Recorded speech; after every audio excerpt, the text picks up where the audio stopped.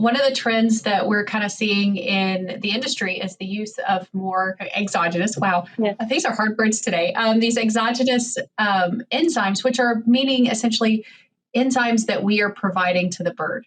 The endogenous ones are the ones that are produced by the bird. And so one of the things that our lab group is really kind of trying to look back at is some of the work that explains how the turkey is producing these enzymes. So our lipases, amylases, proteases, the things that break down and digest the food, they haven't been looked at since the late 80s. And if you think about it, that turkey is not the same turkey from the late 80s as he or she is today.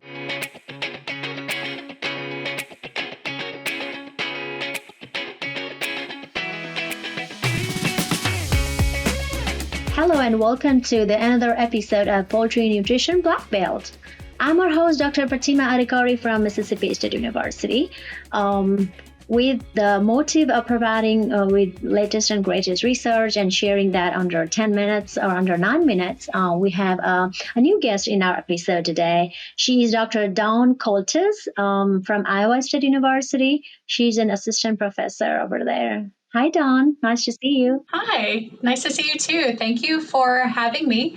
I'm very excited to talk about some of the stuff that we're working on, but don't have quite yet published. Perfect. We're very welcome, and we're very glad to have you today in our episode. You know what?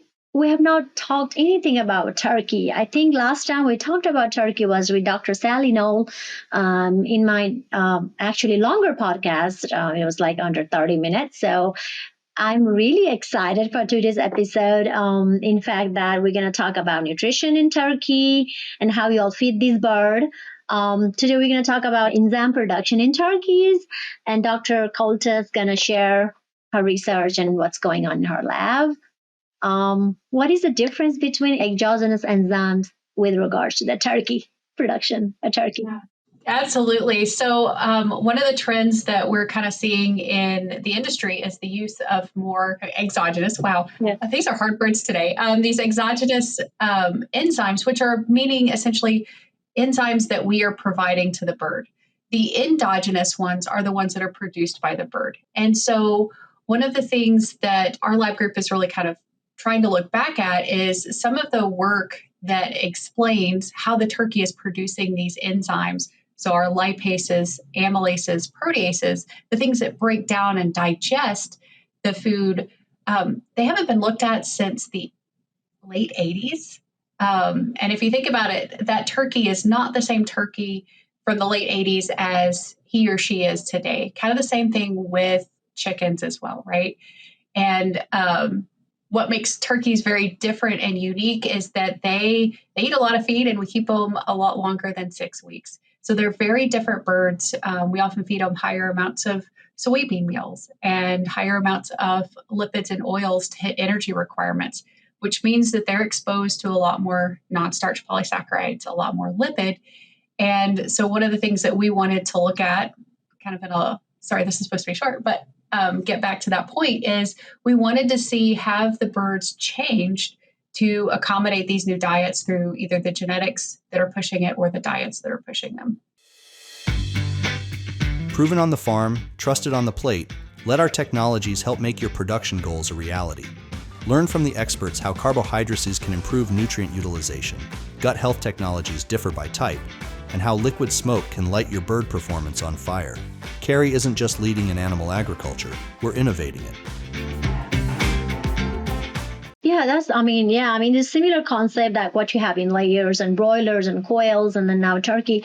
It's very exciting because, and in fact, me personally, I have not worked anything. I've seen the diets, but not worked with turkey directly. So we kind of, we'll go into the enzyme a little bit later, but before that, how many diets turkey, like in a commercial turkey, how many diets they will see? Like how many diets that you work with? Yeah, so that's going to be kind of dependent upon your structure or phase. A lot of them will run either a pre-starter and a starter during the brooder, so the first 5 weeks, or they'll run a single phase. So that kind of dictates how many phases you get. And then after that, every 3 weeks or so is when they will change diets. Usually it's based on consumption of the feed. So they'll until a bird hits so many pounds of feed consumption versus it's 21 days, we switch the diets. So commercially, it changes a little bit. So we're talking about these endogenous enzymes and the production. Like, how much do we know about, you think, with regards to the turkey production? How do regulates this, all the feed that we feed them, and what is out there that you want to share to our audience? Right. So I think what's out there is very limited.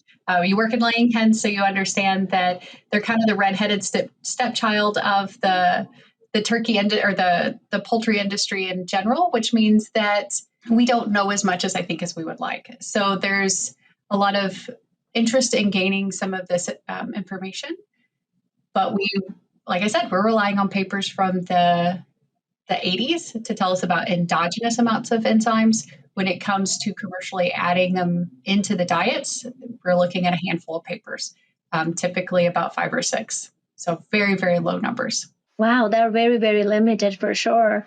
And when you talk about these adding enzyme to the turkey diet, right? I mean, exogenous enzyme, what has been done so far? Like, how in your lab, I mean, let's take an example. What kind of enzyme we're talking about? We're talking about carbohydrates, lipases, or protease. I mean, I don't even know. Do we add phytase in turkey diet? Like, can you brief a little bit about this exogenous enzyme based on how much we have known so far?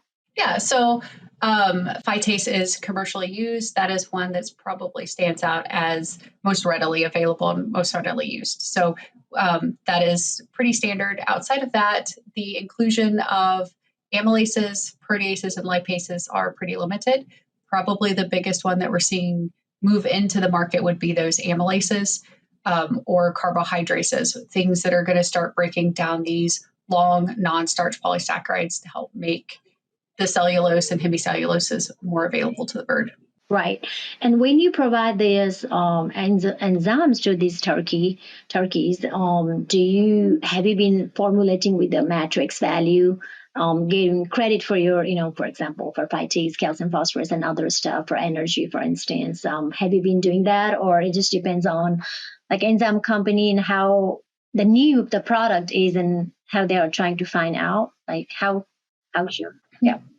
That's a great question, and that's more dependent upon what the exogenous, in that case, carbohydrates is being added into, and what the company goal is.